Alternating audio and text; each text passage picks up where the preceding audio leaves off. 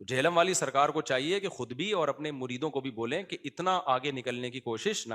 ہم نہیں کہہ رہے کہ ہم بہت بڑے عالم ہیں یا ہمیں سب پتہ ہے, لیکن ہم اتنے خالی نہیں ہیں جتنا جہلم والی سرکار اور ان کے مریدین ہمیں سمجھتے ہیں. اور ابھی میرا ایک کلپ آنے والا ہے ان قریب عدالتی خلا پہ, کیونکہ عدالتی خلا ان کا لیٹسٹ کلپ آیا, اس میں کہا کہ یہ کراچی کے مفتی بول رہے ہیں کہ جج صرف اپنی بیوی کو طلاق دے سکتا ہے, دوسروں کی بیوی کو نہیں دے سکتا. وہ بھائی پھر آگے نا اسٹائل ہے. مجھے بتایا مردوں نے کہ ہماری بیوی نے انجینئر صاحب کا کلپ سنا ہے, 5 بچوں کے بعد جا کے عدالت سے خلا لے رہی ہے وہ, اور کہہ رہی میرے پاس بھی حق ہے کیونکہ اس کو وسیم پسند آ گیا ہے. اب جہلم والی سرکار یہ کہتی ہے کہ حرام ہے ایسے خلا لینا, لیکن ہو جائے گا. بھائی جب اس کو بندہ پسند آ گیا نا تو پھر حلال حرام نہیں دیکھا جاتا. عشق جب بھوت سوار ہوتا ہے نا تو پھر اچھے پھسل جاتے ہیں. یہ ہم ججوں کے غلام اور لونڈیاں ہیں کہ جج ہماری بیوی کو بھی جب چاہے طلاق دے دے, ایسا تھوڑی ہے. لوگ اس کو فالو کر رہے ہیں, لوگ کہہ رہے ہیں بھائی یہ دکھ حوالے تو دینا ہے نا. میں کہہ رہا ہوں یہ مفتی تھوڑی ہے, مفتی صاحب چھوڑو اس کو, کون مفتی کون عالم, ریفرنسز تو دے رہا ہے نا, یہ لوگوں کی دلیل ہوتی ہے. میں کہتا ہوں وہ ریفرنسز عربی میں ہے, اس کا اردو ترجمہ صحیح ہے یا غلط ہے یہ آپ کو پتا ہے؟ کہہ رہے ہیں بھائی ترجمہ تو لکھا ہوا ہے نا, پھر وہ نیٹ سے ہٹوا دو ترجمہ. ہم وزیر اعظم نہیں بنا سکے 1 مہینے تک, جو ہمارے لیے ترجمے سے زیادہ ضروری ہے, تو ہم وہاں سے کہاں سے ہٹوا دیں؟ تو کہہ رہے نہیں حوالے کا کیا ہوگا, وہ جو حوالے دے رہا ہے. میں کہہ رہا تھا بھائی جہلم گیا تھا تو میرے سامنے دے دیتا نا حوالے. کہہ رہے نہیں کوئی حکمت ہوگی نہیں آئے, تو میں نے کہا بلایا, کہہ رہے غلطی ہو گئی بلایا آپ کو نہیں آیا, حوالے تو ہے نا. علمی میرے اعصاب اتنے مضبوط ہیں کہ یہ زمین و آسمان کے سارے مولوی مل کے مرے ہوئے زندہ سامنے آ جائیں. تمہارے مرے ہوئے بزرگ اور زندہ بزرگ ان کے سارے دلائل فیل ہو گئے جس بندے کے سامنے, اسے تیاری کرنے کی ضرورت نہیں ہے. تو میں سورہ فاتحہ ہی اتنی روانگی کے ساتھ نہیں آتی جس طرح مجھے قرآن و سنت کے دلائل ازبر یاد ہیں الحمدللہ. نا اسٹائل ہے.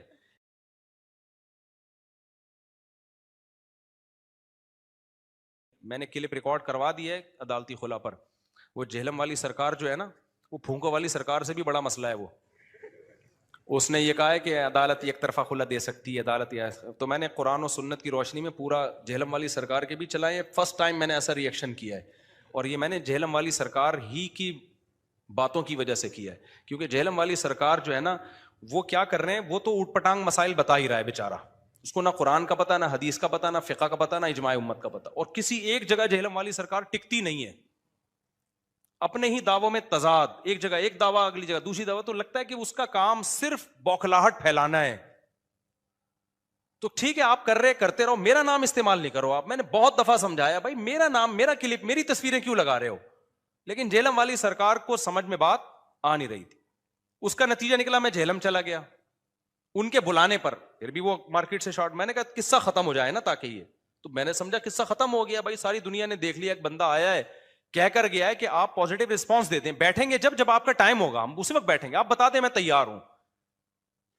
تو اس پہ بھی نہیں رسپانس دیا. پھر جہلم والی سرکار نے کہا کہ بھائی آپ جو ہے وہ آن لائن آ جاؤ. میں فوراً تیار ہو گیا. میں نے کہا ٹھیک ہے شرائط طے کر لیتے ہیں. تو جہلم والی سرکار نے کہا ہم منگول ہیں, ہم شرطیں نہیں لگاتے, دھاڑ تھلے, 3 باتیں کہیں. وہ پھر ان کا جو ریئیکشن آیا تھا نا وہ بھی یوٹیوب پہ پڑا ہوا ہے, دھاڑ تھلے, ہم منگول ہیں, شرطیں کیوں لگاتے ہو. بغیر شرطوں کے جب ڈیبیٹ ہوتی ہے تو مرغوں کی لڑائی ہوتی ہے.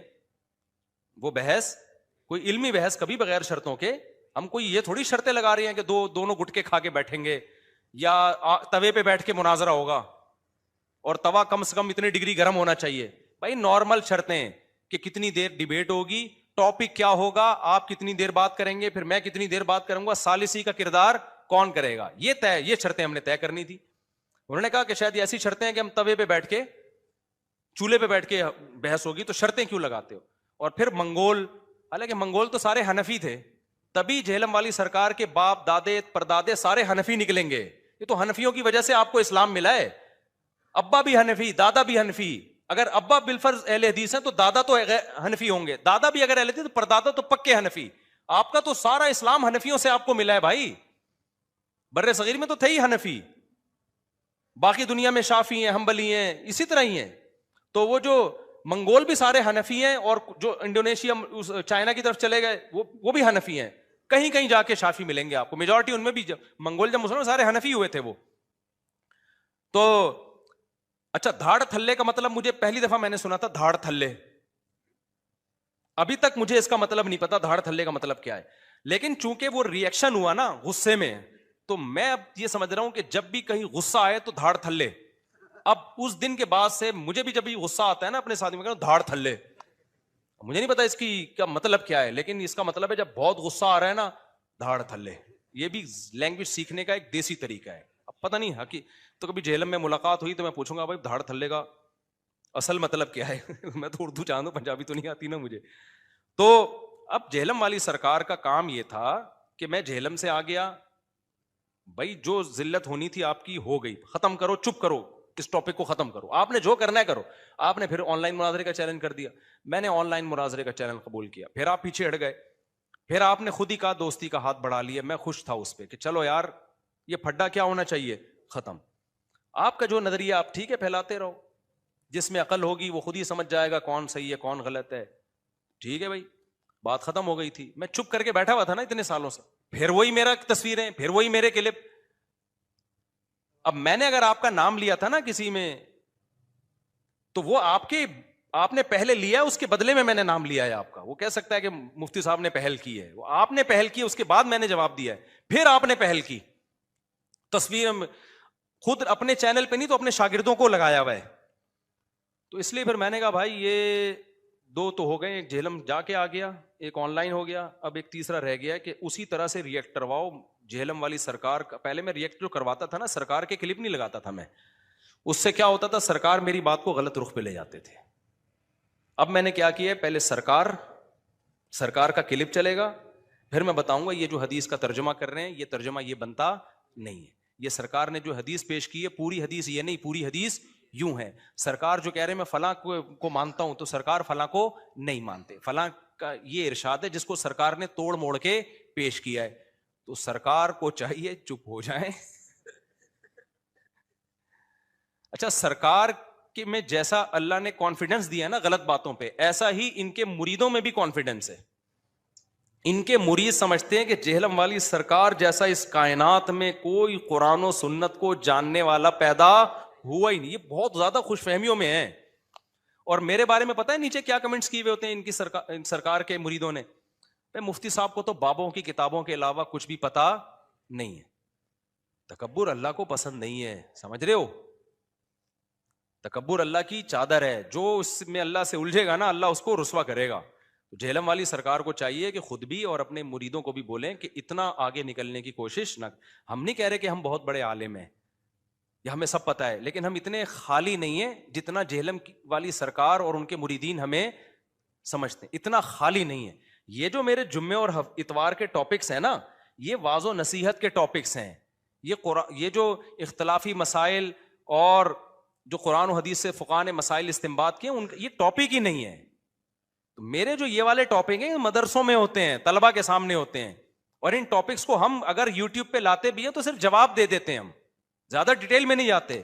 اگر ہم ڈیٹیل میں جانا شروع ہوں تو آپ کو, میں نہیں کہہ رہا کہ ہم کو بہت بڑے علامہ نکلیں گے, آپ کو پتہ چل جائے گا ہم اتنے خالی نہیں ہیں جتنا آپ ہمیں بولو سمجھتے. اور ابھی میرا ایک کلپ آنے والا ہے ان قریب عدالتی خلا پہ, کیونکہ عدالتی خلا ان کا لیٹسٹ کلپ آیا, اس میں کہا کہ یہ کراچی کے مفتی بول رہے ہیں کہ جج صرف اپنی بیوی کو طلاق دے سکتا ہے دوسروں کی بیوی کو نہیں دے سکتا. وہ بھائی پھر آگے کہنا نا,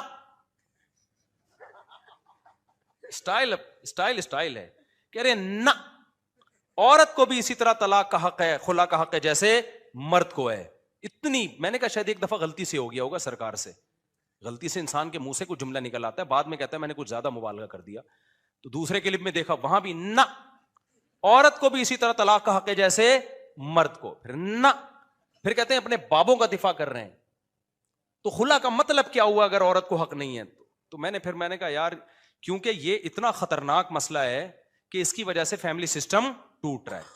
میرے پاس خواتین مجھے بتایا مردوں نے کہ ہماری بیوی نے انجینئر صاحب کا کلپ سنا ہے, 5 بچوں کے بعد جا کے عدالت سے خلا لے رہی ہے وہ, اور کہہ رہی میرے پاس بھی حق ہے کیونکہ اس کو وسیم پسند آ گیا ہے. اب جہلم والی سرکار یہ کہتی ہے کہ حرام ہے ایسے خلا لینا لیکن ہو جائے گا. بھائی جب اس کو بندہ پسند آ گیا نا تو پھر حلال حرام نہیں دیکھا جاتا.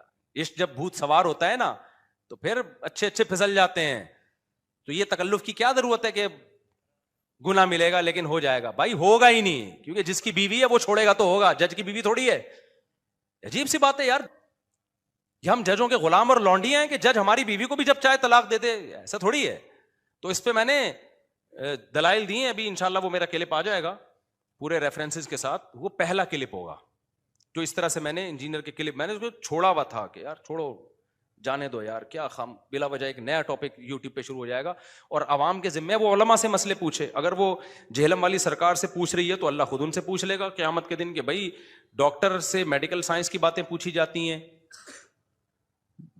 देखो हजरत हकीम साहब रहमतुल्लाह बड़ी प्यारी बात करते थे कि टमाटर किसके पास से मिलता है? टमाटर वालों के पास से। ऐसा ही है ना, गोश्त किसके पास से मिलेगा? गोश्त वालों के पास से। प्रॉपर्टी कहां से मिलेगी? स्टेट एजेंटों के पास से। ऐसा ही है ना, कभी ऐसा हुआ कि टमाटर वाले के पास आप गए, मुझे बकरे का 3 किलो गोश्त देते तो फरमाते थे इल्म अल्लाह कहां मिलेगा? अल्लाह वालों के पास। कुछ बुजुर्ग होते हैं जिनके दिल में दुनिया की मोहब्बत नहीं, अल्लाह की मोहब्बत होती है, उनके पास बैठ के क्या पैदा होगा? अल्लाह की मोहब्बत, अल्लाह आएगा। और इल्म कहां मिलेगा? उलमा के पास मिलेगा। समझते हो? जिन्होंने, और इनमें हर एक प्रॉपर वे में चल के नॉलेज हासिल की हो तो होगा। डॉक्टर किसको कहते हैं? मेडिकल साइंस का माहिर, चंद किताब में पढ़ के नहीं होता, प्रॉपर वे में इल्म हासिल किया हो।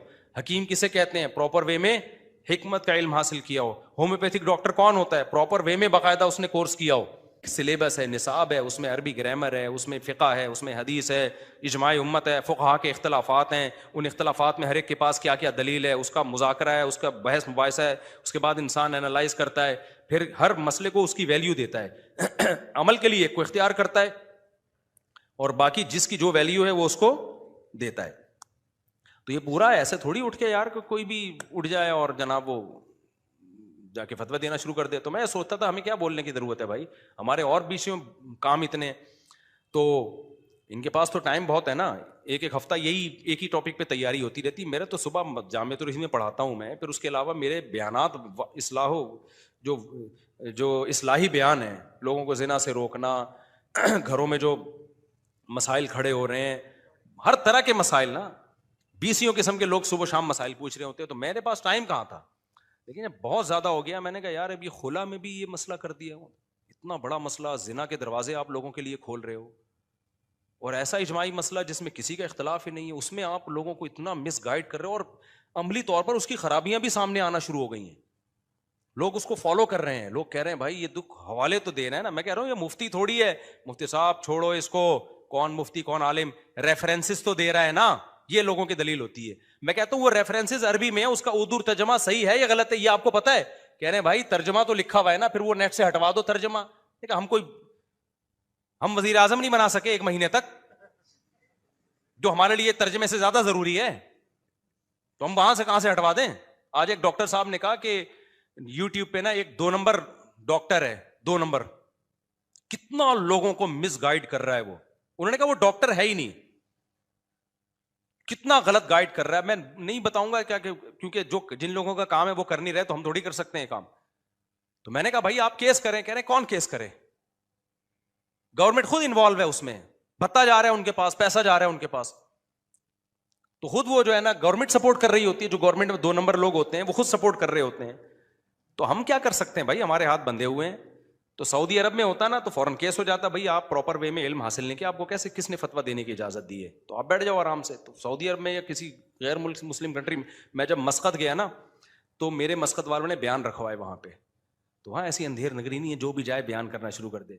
तो वहां की गवर्नमेंट को उन्होंने कहा कि ये बयान कर, गवर्नमेंट ने कहा इसकी क्या दलील है कि ये आलिम है, तो प्रॉपर वे में इल्म हासिल किया है? उन्होंने कहा हाँ। उन्होंने कहा सर्टिफिकेट लेकर आओ। तो हमारे जामिया रशीद से जहाँ जहाँ इदारों से मैंने पढ़ा सारे सनदें उठा के हमने भेजी हैं, उन्होंने उसकी तस्दीक की, उसके बाद मुझे परमिशन मिली है वहां बयान करने की। फिर भी मैं नहीं कह रहा कि जो भी सर्टिफाइड आलिम होते हैं वो सारे सही भी होते हैं, गलत भी होते हैं, 2 नंबर भी होते हैं, लेकिन 2 नंबरों की वजह से ये तो नहीं कि अब दीन का इल्म आप उलमा के अलावा आम लोगों से हासिल कर लो। 2 नंबर डॉक्टरों की वजह से आप ये कहो कि अब हम इलाज मैकेनिक से करवाएंगे। भाई 2 नंबर डॉक्टर अगर होते हैं तो 1 नंबर के पास जाओ आप, लेकिन इलाज तो डॉक्टरों ही से होगा ना। तो ये बात लोगों को उसूल समझ में नहीं आ रहा। तो कह रहे नहीं हवाले का क्या होगा, वो जो हवाले दे रहा है। मैं कह रहा था भाई जेहलम गया था तो मेरे सामने दे देता ना हवाले। कह रहे नहीं, کوئی حکمت ہوگی نہیں آئے. تو میں نے کہا بلایا, کہہ رہے ہیں غلطی ہو گئی, بلایا آپ کو نہیں آیا, حوالے تو ہے نا.